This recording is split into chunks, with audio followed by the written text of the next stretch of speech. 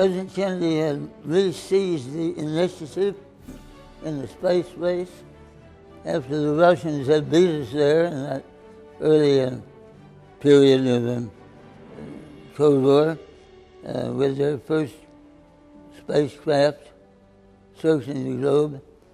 But then Kennedy came and promised we would have a man on the moon and return him safely to Earth within this decade.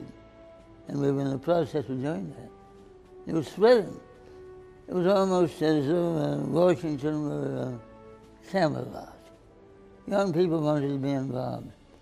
And particularly in the past few months of the year since the Cuban Missile Crisis, when he demonstrated to the world as well as to our nation that he not only was personable, that he not only had a great sense of humor, but that he was steel, strong metal inside, because he stared down Khrushchev and those missiles that had been placed so threateningly on Cuban soil aimed at the United States were removed at the instruction of President Kennedy.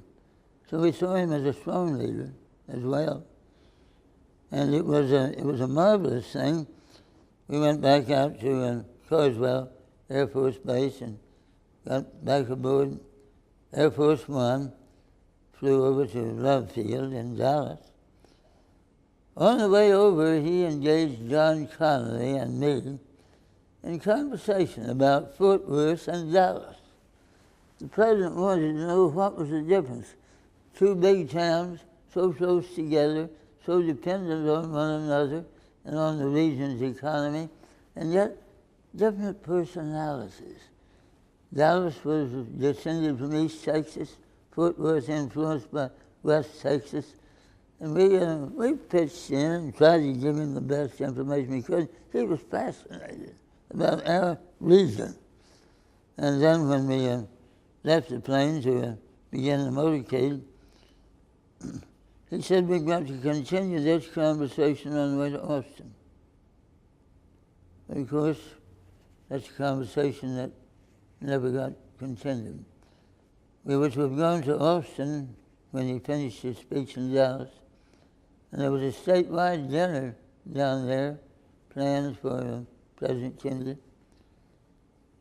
Of course, we know what happened. I was thrilled to be invited to accompany my president, our president, on this trip to Texas. It was a marvelous thing and a grand and warm experience, of course, that ended in abiding heartache for all of us. The first leg of the journey out of Washington flew down to San Antonio, where the president spoke to a large group there, and then we went over to Houston, and there were two meetings there, one at the new space flight station, which had just been created and in the process of being finished. And then he said a few words at Ellington Field, where some of my comrades from World War II had trained and been, and I had known. I went with him that evening to another event there in Houston, dedicating a cemetery for military personnel. And then we flew back to Fort Worth on Air Force One that Thursday evening, the 21st. And landing at Carswell, we looked over to the fence, a chain-link fence that separates the landing strip from the area of Carswell where people gather outside the landing. And there was a huge group of people who had gathered there that night to welcome their president, to see him, just hoping to see him. And he looked over to the crowd and said, "Jim, take me over to those people and introduce me to your friends." Well, you know, he didn't need any introduction. They knew who he was. I went over with him, and before I could say a word, they were screaming and hollering and waving their arms and reaching out to shake his hand. He always loved going among people. He always found it joyous and great fun. And I think imparted to them a sense of graciousness. I won't forget the first time I ever had a chance to be with President Kennedy. He was not president then. He was a member of the Senate from Massachusetts. At that time, when I first went to Congress back in the 50s, I always had a weekly television broadcast, one for Channel 5 and one for Channel 11. And I would interview some important person.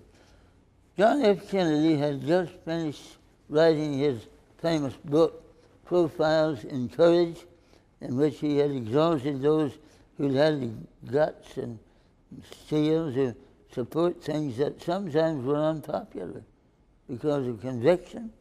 It was a great book. I loved it. And I thought I should interview this young senator who had written that thrilling book. And so he agreed, and we had this interview, and he talked about Sam Houston, among others, because he was attracted to Sam Houston's opposition to secession, which cost him the governorship of Texas, for that matter. And several of those have lost their jobs in public life because they had supported unpopular but conscience-filled things. And we had quite a discussion, and people enjoyed it. I loved his sense of humor.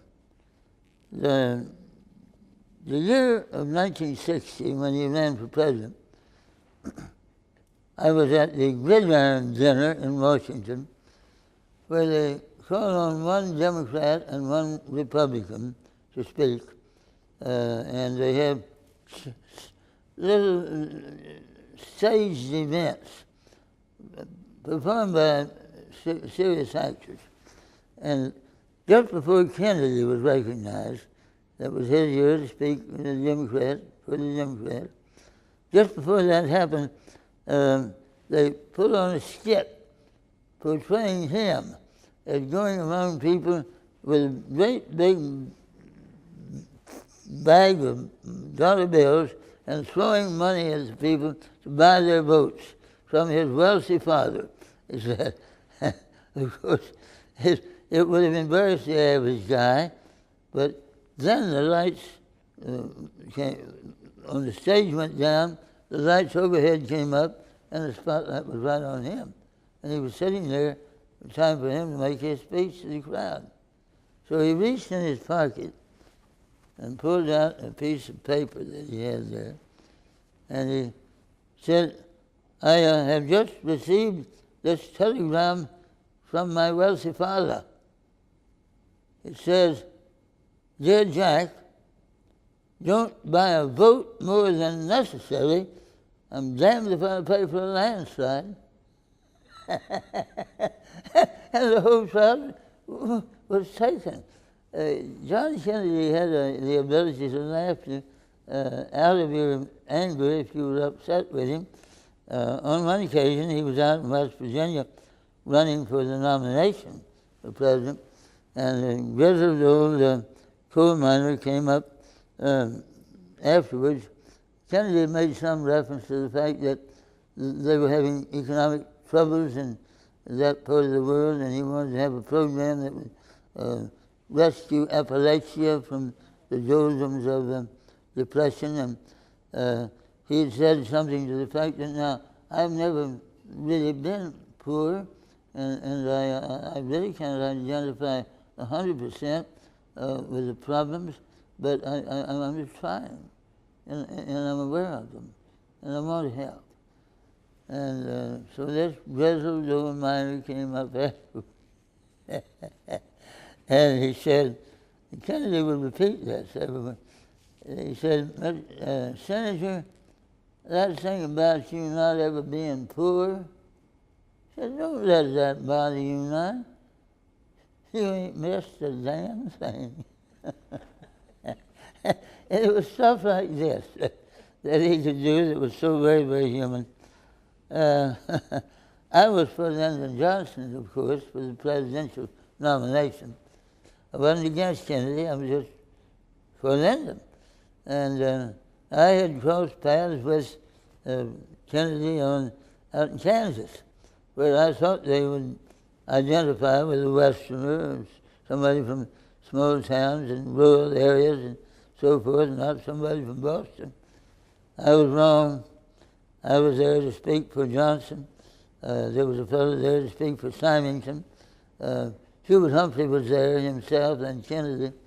And they had told us that it was 15 minutes for the speech. The whole crowd was gathered at their state convention in Kansas. Hubert had been out shaking hands, and he didn't get the word that it was a 15-minute speech.